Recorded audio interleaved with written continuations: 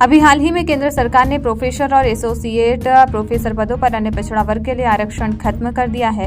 विश्वविद्यालय अनुदान आयोग यूजीसी ने स्पीड पोस्ट के माध्यम से देश के सभी 40 केंद्रीय विद्यालयों को चिट्ठी जारी किया है।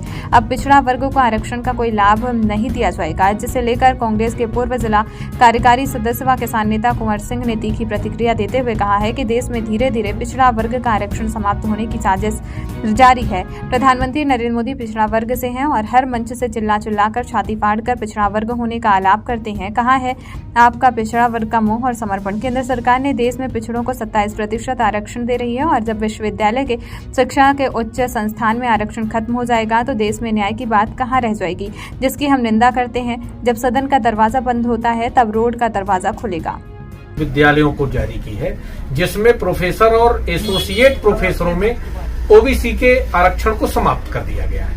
अब स्थिति ये बनती है कि जब 27% आरक्षण केंद्र सरकार दे रही और आपके विश्वविद्यालयों में शिक्षा के उच्च संस्थान में जब पिछड़े वर्ग का आरक्षण समाप्त हो जाएगा तो देश में न्याय की बात कहाँ रह जाएगी। आप कहते हैं हम तब न्याय की बात करते हैं, नरेंद्र मोदी छाती फाड़ के कहते हैं कि मैं पिछड़े वर्ग से आता हूँ।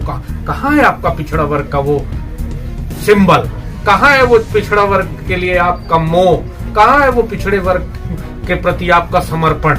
पहली बार ही आपने उच्च शिक्षा आयोग में ये एसोसिएट प्रोफेसर और प्रोफेसरों में पिछड़ा वर्ग के आरक्षण को समाप्त करके जो आपने लेटर जारी कराया है, इसकी निंदा करते हैं हम लोग। और मैं एक बात और कहना चाहता हूँ कि जब सदन का दरवाजा बंद होगा तो रोड का दरवाजा खुलेगा और इसके लिए संघर्ष किया।